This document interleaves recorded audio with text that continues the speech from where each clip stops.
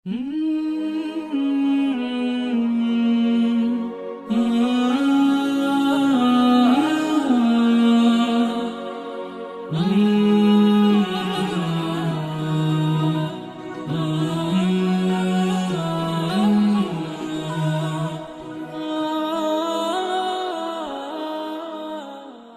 nderuar miq, selam aleikum dhe mirë se jemi përsëri në rrëfime profetike.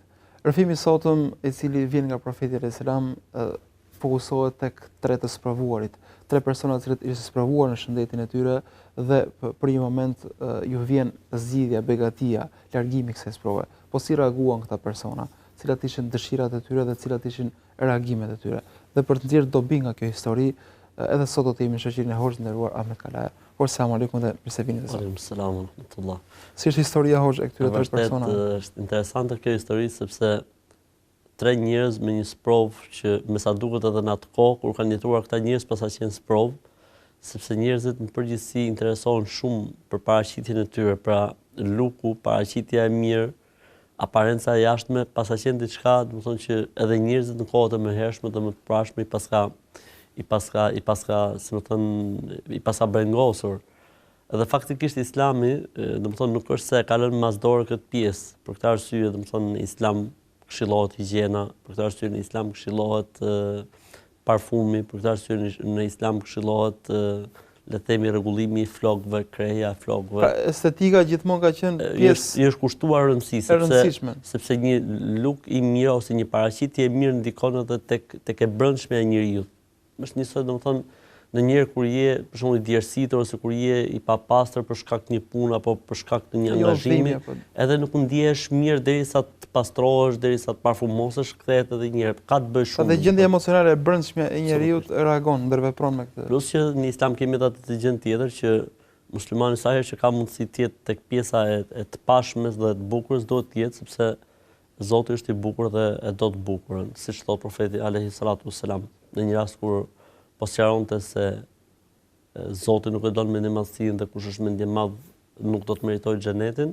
Njëri prej shokëve të tij e pyeti o profeti i Zotit, po mirë nëse ndonjëri për ne dëshiron që rrobat e tij, këpucët e tij të jenë të mira, të jenë cilësore, tha profeti alayhi salatu wassalam, Allah është i bukur dhe e don të bukurën. Përtej kësaj, profeti alayhi salatu wassalam i tregon shokëve të tij ngjarjen e poshtme, thot Ebu Huraira, pra transmetuesi i këtij hadithi, thot një ditë i dërguar Allahut sallallahu alaihi wasallam, paqja e Zotit qoftë mbi të, na tha, në popull që kanë jetuar më herët ishin tre njerëz të sprovuar. Njëri ishte i zgjebosur, tjetri ishte qeros dhe tjetri ishte i verbuar.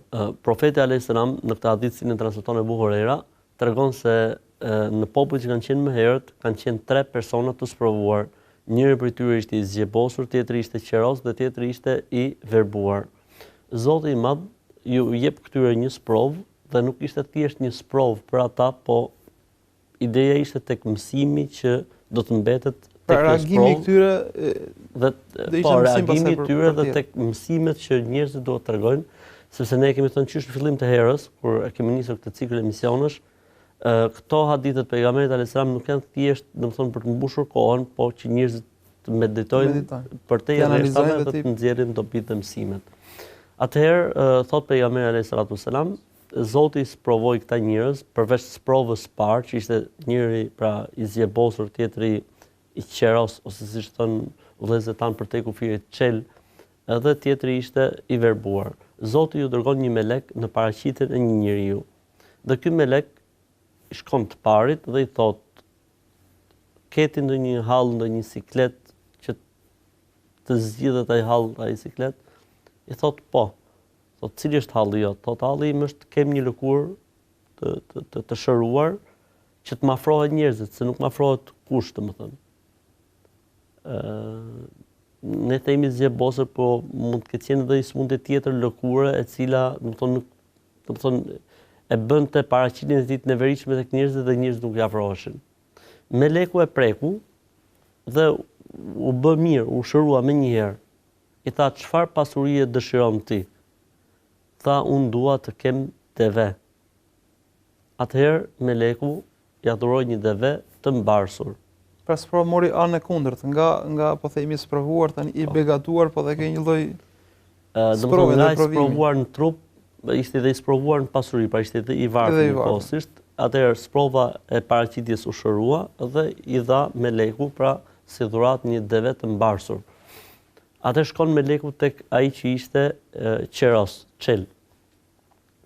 I thotë, cili është halli yt ose ç'është brenga jote më e madhe? Tha, unë dua të kem flokë të mira, të jemi paraqitshëm se kështu s'mafrohet askush dhe nuk jam i afruar në shoqëri. Meleku e preku dhe domethënë pati një paraqitje shumë të mirë, ju kthyn flokët më mirë se ç'i kishte. Më herët përpara se t'i binin. I tha, çfarë pasurie është më e dashura tek ti? Ta pasuria më e dashur tek unë është lopa, të kem lop sa më shumë. Meleku i dhuroi një lop dhe ajo lop ishte e mbarsur. Më pas shkon tek i verbëri. I thot, cili është halli jot dhe sikleti jot? Thot, hallin tim dhe sikletin tim unë ja paraqes vetëm Allahut Zotit. Nuk kam nevojë t'ja paraqes njerëzve. Thot, unë mund të ndihmoj. Thot, do të doja që të shihja njerëzit botën të meditojnë krimin e Allahut. Meleku e prek edhe i kthehet shikimin. I thot, cila është pasuria më e dashur për ty? Tha, unë dëshiroj të kem një dele me të jetoj. Dhe meleku i dhuroi një dele mbars. Kthehet meleku mbas shumë kohësh. Deveja lindi dhe ushtua shumë, saqë atij u mbush një lugin me deve. Të dytit lopa i polli pati domethënë shtim të madh, ju mbush një lugin me lop, ndërsa të tretit e njëjta gjë, ju mbush një lugin me dele. Shkon meleku tek i pari, po në paraqitjen e parë po si i varfër, pra ishte, si më thënë, imazhi, fytyra ishte e njëjta, mirë po paraqitja ishte e dobët i raskapitur. Shkon tek i pari dhe i thot, unë jam rrugtar, më ka mbaruar ushqimi, kam nevojë të më japësh diçka nga kjo pasuri që të ka dhënë Zoti. Tashmë ndrojnë rolet. Përpara nevojtari ishte personi i smur, tashmë meleku vjen si në rolin e një nevojtari. I thot, nuk kam ç'të të jap. I thot, shis thot sa të ka dhënë Zoti, gjithë këtë pasuri, gjithë këtë begati. Thot, këtë e kam vënë me djersën e ballit. Ta dishti se ç'kam hequr unë për të arritur deri këtu dhe e përzen. I thot, ti e ke vënë vetë këtë apo ta ka dhuruar dikush? Thot, jo, vetë me djersën e ballit. Po këtë bukuri, thot, të lëkurë të bukur. Thot, vetë, kështu kam qenë. Mirë, thot, nëse gënjen, dhe kjo që thua ti është gënjeshtër, të ktheft Zoti në gjendjen siç ke qenë. Dhe ju kthye smundja edhe një herë dhe pasuria i humbi, e gjitha. Shkon tek i dyti dhe i thot, njëta gjë, rrugtar, i brengosur, s'kam shtaj, a më jep diçka nga pasuria që të ka dhënë Zoti. Thot, s'kam shtjap. Thot, po gjithë kjo pasuri, gjithë kjo begati që të ka dhënë Zoti. Thot, këtë unë ta dishti sa jam lodhur, sa jam munduar për të arritur deri këtu. I thot, po pse ti që ke dhe i paraqit shumë i bukur, po edhe pasuri shumë, nga ke marrë këtë. Thot, jo vetë me djersën time jam munduar që kam arritur deri në këtë ditë. I thon, nëse gënjen të kthef Zoti siç ke qenë. Dhe ndodhi njëta gjë pra dhe me të dytin dhe shkon tek i treti. I thot, njëri rrugtar, njëri udhëtar, kam mbetur në rrugë, nuk kam shtahaj. Thot, am ndihmon nga kjo që të ka dhënë ty Zoti. Thot, merr sa të duash, merr gjithë po deshën, sepse un kam qenë i verbër, Zoti më ktheu shikimin dhe nuk kam pas asgjë dhe jam këtu ku jam sot. Tha, Zoti të bekoft ty në shëndetin tënd, në familjen tënde, në pasurinë tënde dhe u largua. Kjo ishte historia që pejgamberi alayhis salam i tregon shokëve të tij dhe normalisht që në këtë histori ka shumë gjëra për të medituar. Domethënë, duke filluar nga më para fare që ne sa jemi falendërues për këtë mirësi që na ka dhënë Zoti. Pra ne shumica për nuk janë sprovuar ne jemi në shumë mirësi dhe prap jemi të pakënaqur dhe prap duket sikur ndërkohë që ka njerëz dikush mund të ketë probleme me shëndetin, dikush mund të ketë probleme me të ushqyerjen, dikush mund të ketë probleme me strehimin, dikush nuk ka shtahaj. Dhe prap njeriu domethënë është i prirur të bëjë të kundërtën, të shohë për këtë botë ata që janë më mirë se sa ai dhe të shohë për punët e besimit ata që janë poshtë tij. Ndërkohë që porosia e pejgamberit alayhis salam që i dha e Budherrit ishte shih për punët e besimit ata që janë sipër teje dhe shih për punët e kësaj bote ata që janë poshtë teje. Pra njeriu është i prirur gjithmonë tek e kundërta. Ndërkohë që ne kemi aq mirësi, aq begati, për shembull llogaritë vetën tënde, për shembull, do të thonë dikush nuk del dot nga shtëpia sepse është i paralizuar. Dikush tjetër për shembull del mirë po lëviz me karrozë, dikush tjetër del mirë po ai ka biçikletë, dikush. Dhe gjithë jeta është dimensionohet ndryshe, merr një përjetim ndryshe. Dhe njeriu, domethënë, ajo që është shumë e rëndësishme në këtë pjesë është se ne duhet të jemi falëndërues ndaj Zotit për mirësitë dhe begatitë që na ka dhënë.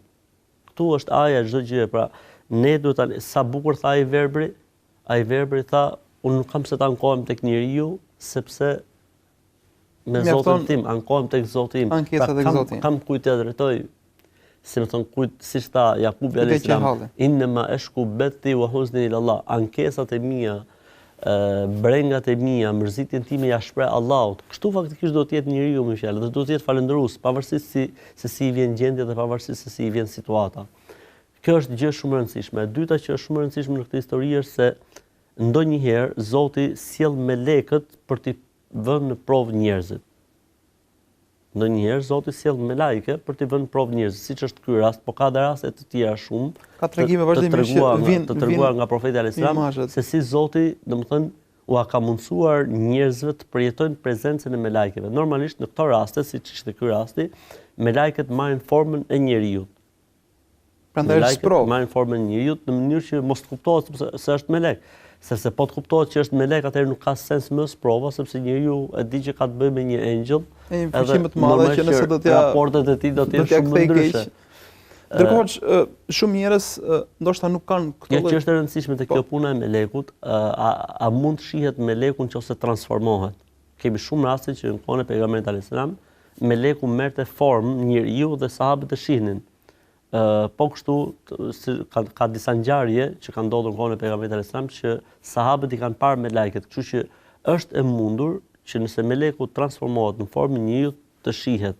Gjithë ideja lind, domethënë ku mund ta kuptojmë ne se kjo gjëja e transformuar është njeri apo është melek, kjo pastaj ka nevojë për shpallje dhe nuk mund të cilësohet nga askush që në këtë rast ndodhi një melek apo ka ardhur një melek. Vetëm nëse thot profeti që kjo gjëja ishte melek, përndryshe nuk mund të themi ne, domethënë se kjo është mund ta interpretojë dikush si melek, po nuk mund të jetë e prerë, sepse ka të bëjë me të fshehtën me gajbin që nuk mund dëshmoj dikush që ky ishte. Po që melekët mund paraqiten në formë njeriu, mund paraqiten. Dhe në momentin që melekët mund paraqiten në formë njeriu, mund të shihen nga njerëzit, po. Deri këtu jemi në dimensioni njerëzore teorike. Në rastet specifike apo rastet speciale atëherë mbeten që të zbulohen nëpërmjet shpalljes, sepse nëse thuhet pasaj që është, atëherë ky është gabim nga ana e njeriu, edhe ose ky njeriu duhet të jetë profet. Profet më nuk ka, kështu që konsiderohet gabim. Ka shpesh abuzime që u pa një melek në filan xhami, u pa një melek një dritë këtu, i dritë atje. Ndërkohë që mund të ketë qenë xhin, ndërkohë që mund të ketë qenë dhe lojë imazherie, se sot luhet edhe me imazhe, paraqitet diçka bën një lojë që njerëzit fillojnë të besojnë, fillojnë të madhërojnë filan gjë apo filan objekt apo filan njeri e kështu me radhë. Ndërkohë ata kishin disa sëmundje të rënda dhe i erdhi një moment ku gjetën shërim, që ishte rasti i melekës që erdhi në formën e njeriut. Ndërkohë shumë nga njerëz sotëm kanë sëmundje të cilat janë të rënda, të vështira dhe janë vazhdimisht në kërkimin e shërimit. Dhe vjen momenti që gjen një farë shërimi, një operacion, një ndërhyrje dhe nga ky moment ndryshon jeta e tyre. Pra, këtyre nuk ju vjen me lajka në formë njeriu, po ju vjen mundësia përmes mjekut, përmes ilazhit, përmes një barne që kalon sprova e tyre. A janë këta deri diku në të njëjtat pozita që duhet të jenë falënderues njësoj si këta të cilët ju largua, po themi, sëmundje me nëpërmjet prekjes me lekut. Normalisht ndoshta nuk kemi me lek, po kemi mundësi të cilat dhe ato burojnë prej Zotit. Nuk ka dyshim, domethënë njeriu mund ta kalojë provën në mënyrë nga më të ndryshme. Tash, ky ishte një rast i treguar nga profeti alayhis salam, thjesht për të kuptuar se njeriu duhet të jetë mirënjohës ndaj mirësive të Zotit dhe nuk duhet i mohojë mirësitë e Zotit, siç e tha Zoti në surën Ad-Duha, "Wa amma bi ni'mati rabbika fahaddith", të mirat që të ka dhënë Zoti tregoj.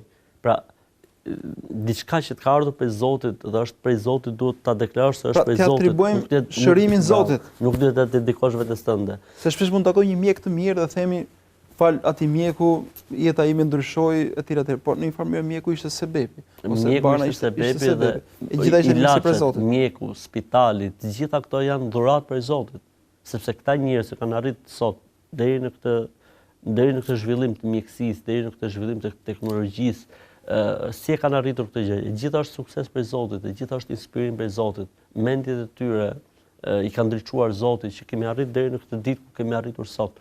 Pra nuk është kusht që të na vijë një melek që themi prisë tani jemi në sprov. Jo, mund të jetë nëpërmjet një operacioni, siç e thatë edhe ju, mund të jetë nëpërmjet një provimi që merr një provim, mund të jetë nëpërmjet një pune të caktuar dhe ndryshon jeta e njeriu. Puna është se njeriu asnjëherë nuk duhet të harrojë të kthejë kokën e tij mbrapa se si ka qenë. Dhe ky është një problem shumë i madh. Pra kur njeriu harron se si ka qenë dhe domethënë e sheh veten këtu ku është e lartë, ky është problem shumë i madh. Pra çdo të mirë e kemi prej Zotit, qoftë nga meleku, siç ndodhi në rastin e hadithit, qoftë nga mundi edhe nga mundi jon personal. Sepse në fund fare këtë inteligjencë, këtë zgjuarsi, këtë aftësi, këtë profesion, kush ta mundsoi? Pse nuk arriti dikush këtë që e ke arritur ti? Ose shumë pak janë ata që kanë arritur këtë që ke arritur ti. Domethënë se është një sukses prej Zotit. Pra nuk është kusht shumë mirë që ju e prekët, nuk është kusht që një melek të vit ndryshojë jetën tonë. Në momentin që ndodh një ndryshim në jetën tonë, ne duhet jemi të falendërues dhe duhet t'ia atribuojmë Zotit. Dhe asnjëherë mos harrojmë se si kemi qenë. Si tha Zoti, "Alam yajidka yatiman fa'awa wajadaka dhallan fahda wajadaka 'ailan fa'aghna." Tha, a nuk të gjeti jetim dhe të bëri strehim, a nuk gjeti të humbur dhe të udhëzoj, a nuk gjeti të varfër dhe të pasuroj, fa amma al-yatime fala taqhar. Prandaj jetimin mos e refuzo. Wa amma as-sa'ila fala tanhar, ndërsa lypsin mos e përzë. Wa amma bi ni'mati rabbika fahaddith, dhe të mirë që të ka dhënë Zoti, pra udhëzimin në Islam, hadith, pra tregoja njerëzve dhe ftoi njerëzit në Islam. Dhe vazhdimisht Zoti, domethënë i kujton ummetit, i kujton besimtarëve se si kanë qenë dhe se si janë mbas ardhjes Muhamedit alayhis salam. Dhe ne asnjëherë nuk do të harrojmë këtë, sepse njeriu në përgjithësi, domethënë jeta e tij ndryshon, mundohet gjatë jetës. Meqenëse jeta shqiptare ka ndryshuar shumë këto. Pra, duke qenë në komunizëm, në një varfëri ekstreme, shumë veta emigruan, bën një farë zgjidhje, morën me tregti dhe jeta ndryshoi shumë. Aqsa shumë prej tyre nuk e kishin imagjinuar ndonjëherë se do ishin në këto pozita pasurie apo pozite njerëzore. Dhe një pjesë prej tyre fatkeqësisht kur bie biseda për këtë sukses, thonë e gjitha kjo është për këtyre shpatullave. E gjitha kjo është, më thënë, prej këtyre krave, sa janë lodhur këto krah, pra i atribuojnë një lloj zgjuarësie vetes, a thua se shpatullat e tyre janë shpatulla e vërtetë është, domethënë, dhe kjo pra është efekti i deri diku kanë një farë drejtë sepse kanë punuar gjatë jetës. Po mënyra që oferta që është dhënë për të punuar, nuk është dhënë dikujt tjetër. Vërtet është, domethënë efektet e një sistemi, domethënë monist të instaluar për 40 vite, ku u mohua feja dhe besimi, janë pikërisht këto efekte, domethënë. Edhe domethënë njeriu shkon deri në atë grad saqë sikur deklaron se s'ka nevojë, domethënë është pikërisht mundi im dhe djersa ime kjo që më ka çuar deri këtu. Dhe kjo është sprov në vetvete. Kjo është një sprov në vetvete. Siç tha ai pejgamberi i Zotit, qala hadha min fadli rabbi li yabluwani ashkuru am akfur. Kjo është një e mirë që Zoti ma ka dhënë, po për të më bënë mua në provë. Pra profetët e shihin çdo gjë si një provë prej Zotit. Edhe begatia është edhe keqja, domethënë. Ndërkohë, personat të cilët kanë njohur këtë lloj ndryshimi, mos thoshta duhet të jenë akoma më falendërues tek Zoti, gjithë njerëzit janë në prova, sa falendërues do jenë tek Zoti, po pikërisht këta të cilët kalojnë nga një gjendje e varfër, siç ishte persona të cilët jo vetëm kishin probleme me shëndetin e tyre, po ishin në një varfëri të skajshme, jeta e tyre ndryshoi, u kthye në njerëz në pasanik, se mund të themi kështu. A duhet ta dëshmojnë këta falënderimin përmes ndihmës së të varfër, se jemi të sigurt që vazhdimisht rrethohen nga punëtorë ose nga nevojtarë të cilët her pas here ju kërkojnë që të shtrinë dorën e ndihmës dhe mëshirës. Duhet ta reflektojnë këtë pjesë. I pasuri nuk mjafton që të jetë thjesht një falëndërues ndaj Zotit. Falënderimi i tij ndaj Zotit me gojë është diçka. Mirë, falënderimi i tij ndaj Zotit është atëherë kur ai në pasurinë e tij bën ortak edhe të tjerë. Kur them bën ortak edhe të tjerë, nuk kam për qëllim që t'i bëj aksioner, po kam për qëllim në shpërblim, në mirësjellje. Sepse në fund fare kjo pasuri nuk është gjë tjetër vetëm se një mall i dhënë në përdorim. e Zoti i Madh të sheh se si sillesh me të.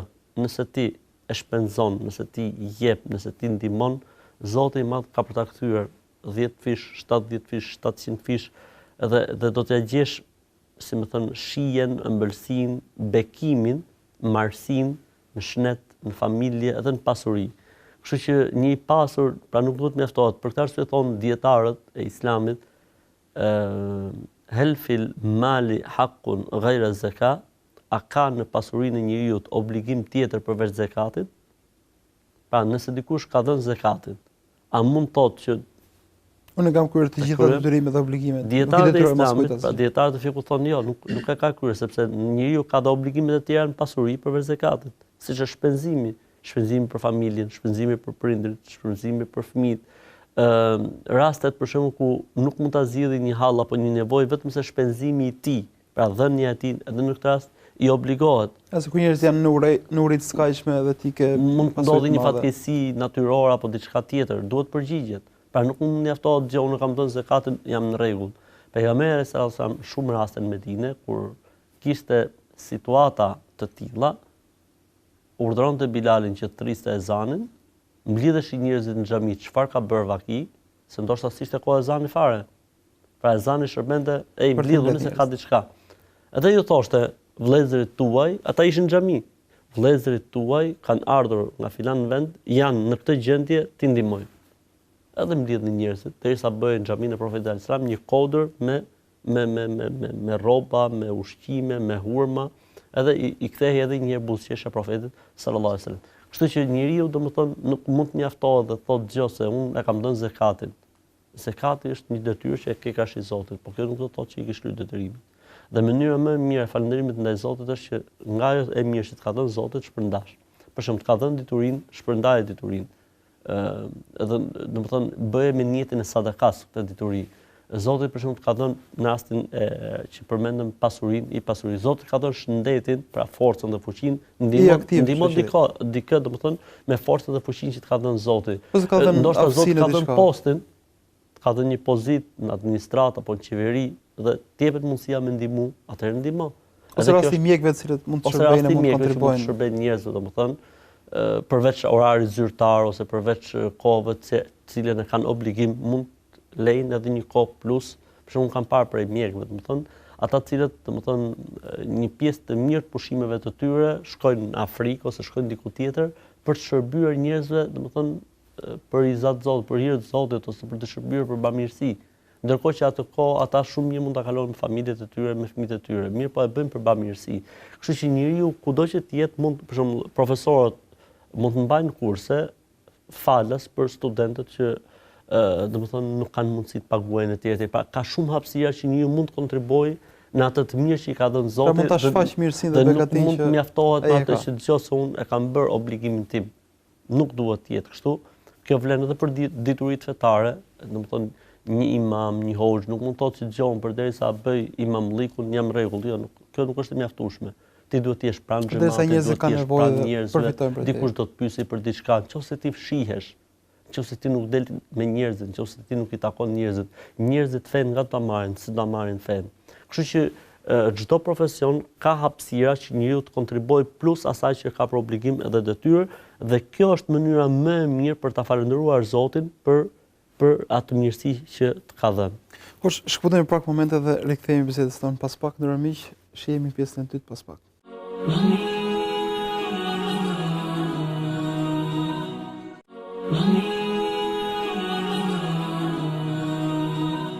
Ndërsa miq, kthehemi në këtë pjesë të dytë për të vjuar bisedën me hoxhën e nderuar Ahmet Kalaj rreth ngjarjes së 3 personave të spravuar, të cilën e përmendën në fillim të këtij emisioni.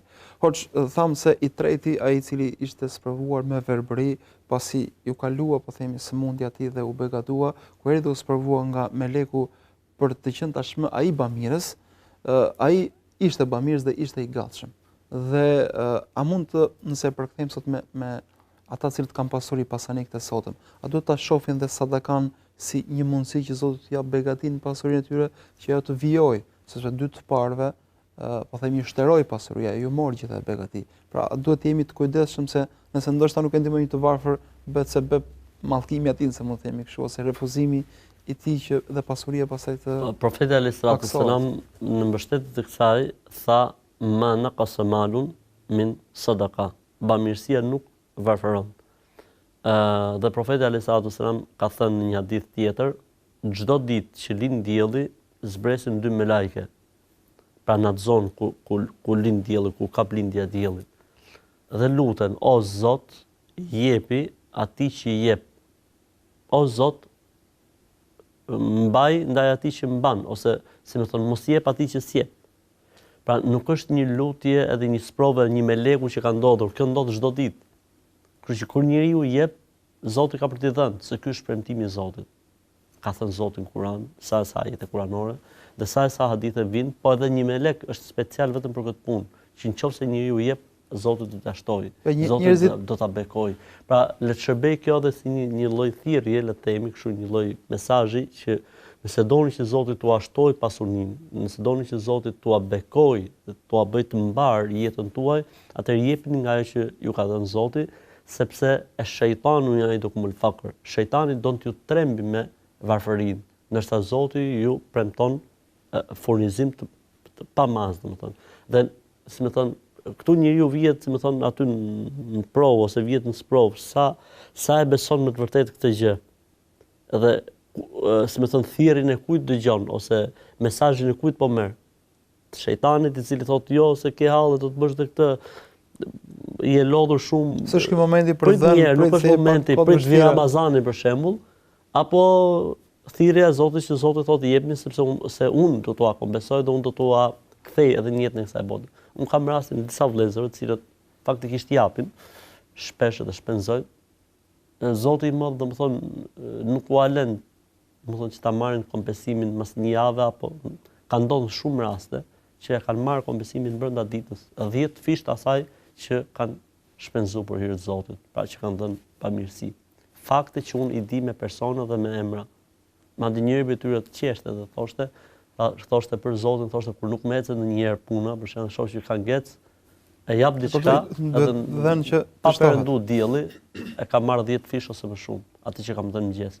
Domethënë janë fakte dhe argumente, domethënë që tani nuk është puna që t'i japim se do të na shtohet, ne t'i japim për hir të Zotit, po t'jemi sigurt se premtimi i Zotit të shkojë. Po ta kalojmë të frikën sepse njerëzit e sigurojnë mallin e tyre nga rreziku i zjarrit, nga rreziku i dëmtimit, nga fatkeqësitë e ndryshme, pa paguajnë kompani të cilat nëse dëmtohet shkojnë për ta kompensuar nga frika se mos i humbas. Ndërkohë ndonjëherë nuk paguajnë nga rreziku i humbjes së bereqetit, s'është kjo, nëse mund të themi kështu, kjo taksa e bereqetit është ndihma e të varfër. Taksa e lumturisë në pasuri, që është taksa e lumturisë në pasuri, dhe domethënë një pasuri e madhe pa marrësi, pa bekim në të, është mallkim dhe është ngarkesë, dhe një pasuri e cila ka brenda edhe bekimin, marrësinë ose bereqetin, siç e thatë ju, ajo pasuri kthehet në lumturi dhe kthehet në bekim për njeriu.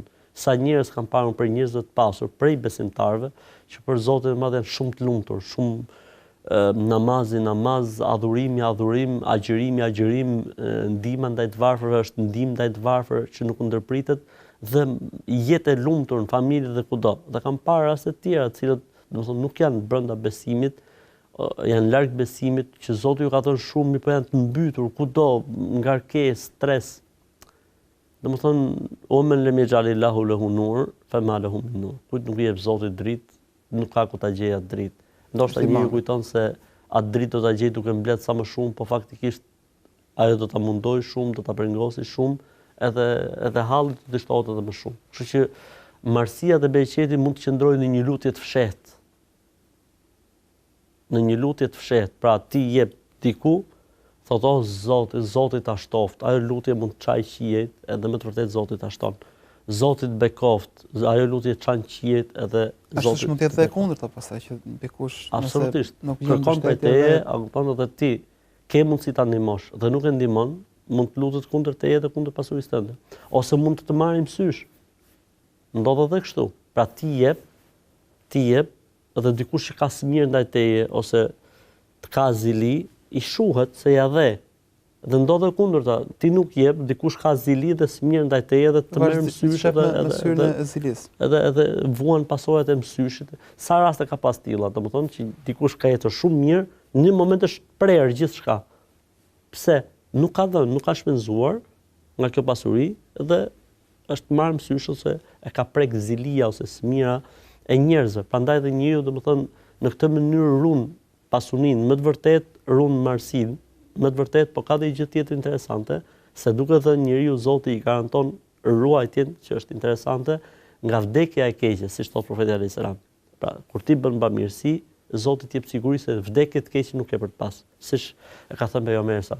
Nuk është momenti këtu për të ndalë tek mirësitë e sadakas, po sa duhet të themi, domethënë që njeriu prej formave të falënderimit ndaj Zotit, kur Zoti ka dhënë pasuri, është ti gjendet pranë njerëzve të cilët kanë nevojë në momente të caktuara. Unë nuk po them që dikush që Zoti ka dhënë pasuri, ai duhet patjetër ta kthejë në fondacion bamirësie. Mirë, po unë them që ati që Zoti ka dhënë pasuri ka mundësi që të shkëputës diçka. Ta dëshmoj s'paku që kjo është përmirësi e Zotit dhe ka mundësi që nga muaji i tij të shkëputësi diçka dhe vetë ta çojë, nuk është kush patjetër të bashku. Mund dhe ai vetë bëj diçka, domethënë. Bile më mirë edhe kur e bën vetë se e ndjen edhe më shumë edhe ndoshta i çelet zemra për të dhënë edhe më shumë e kështu me radhë. Ndërkohë nga, po themi, tregimet e personave që kanë jetuar në komunizëm përpara se ndodhte tufëzimi, shpesh tregohet që tek tregu i Tiranës kur shkonin nevojtarët dhe lypnin, kishte për tregtarëve të cilët nuk kishin ai bamirë, thoshin nuk është e imja, thjesht jam është e pronarit, faktikisht e tij. Dhe erdhi situata në komunizëm që realisht pastaj nuk mbeti asgjë atyre sepse shteti ja u mlodhi dhe jo e që quhet tufëzimi. Ka një parim kuranor që thotë wa ma dhalamnahum walakin kanu anfusahum yadhlimun. Domethënë nuk i kemi bërë padrejtësi. Pra ka diçka që ndodhen këto lloj situatash edhe ne përjetuam atë që përjetuam, ndoshta brezi i ri që po rritet nuk do të jetë në ato gabime dhe nuk do të jetë në ato. Kanë dhënë mësim nga ato. Le të shërbesim mësim, domethënë nga e kaluara. Ndërkohë për të kthyer ngjarjes, dy personat e parë thanë që e gjithë kjo pasuri ku erdhi meleku për t'i kërkuar diçka, tha është për shkak të djersës dhe lodhjes tonë, nuk i atribuohen asgjë Zotit. Ndërkohë kemi një rast që ndodh shpesh që dëgjojmë që ja atribuojnë suksesin ose zgjedhjen ose mirësinë, thonë Zoti dhe ti ishin sebebi që më ndihmuan. A ka diçka këtu gabim kur dikush na ndihmon, dikush qoftë ky një mjek që asiston në një operacion caktuar, themi fal Zotit dhe fal mjekut u zgjidh kjo situatë. A ka diçka këtu që duhet korrigjuar? Po, duhet faktikisht, ne duhet të themi, domethënë kur na ndodh një situatë e tillë, fal Zotit të vetëm dhe pastaj filanit ose pastaj mjekut. Domethënë mos ta bëjmë, si më thon, mos t'ia bashkangjisim. Edhe ortakërie në sukses, në ndihmë edhe Zotit. Mos t'ia bashkangjisim mjekun ose tregtarin ose njeriu që u bë sebeb për këtë mirësi, mos t'ia bashkangjisim Zotit. Kjo ishte prej Zotit, faleminderit prej teje. Kjo ishte prej Zotit, po edhe pastaj prej teje. Domethënë mos jetë prej Zotit dhe prej teje. Nuk është çështje ortakërie ose shirku këtu, po thjesht korrigjim etikën e të shprehur. Për shembull, në një rast erdhi një burr tek profeti alayhis salam dhe i tha: "Masha Allahu wa shi'ta." Çfarë ka dash Zoti e çfarë do ti? Tha: "Jo, mos thuaj ashtu. Po thuaj çfarë don Allahu i vetëm, pastaj çfarë desha unë." Pra, Zoti duhet, domethënë çështje etike më shumë se sa profeti alayhis salam nuk i tha atij, domethënë që ti bëre kufër. Vendohu se ky ishte rënd. Po thjesht domethënë korrigjim etik, për këtë arsye po ta shohësh verbrin, ja dedikoj Zotit. Tha prej Zotit dhe pastaj prej teje. Domethënë përmendi Zotin parin dhe ne kështu duhet mësohemi në jetën tonë, domethënë që gjithmonë themi prej Zotit, pastaj prej filanit, pastaj ti. Allahu i pari, pastaj ti.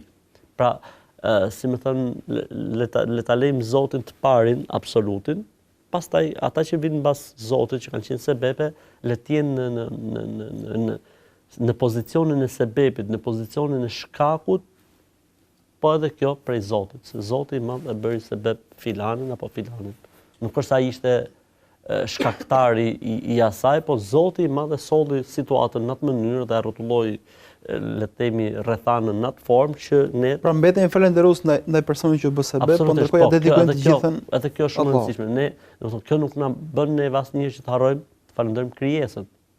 Sepse pejgamberi sa më tha, ai njeri që njerëzit nuk ditë të falënderojë, as Zoti nuk ditë ta falënderojë. Pra, pse themi ne kjo është prej Zotit, pastaj prej teje, kjo nuk do të thotë që ky nuk duhet falënderuar.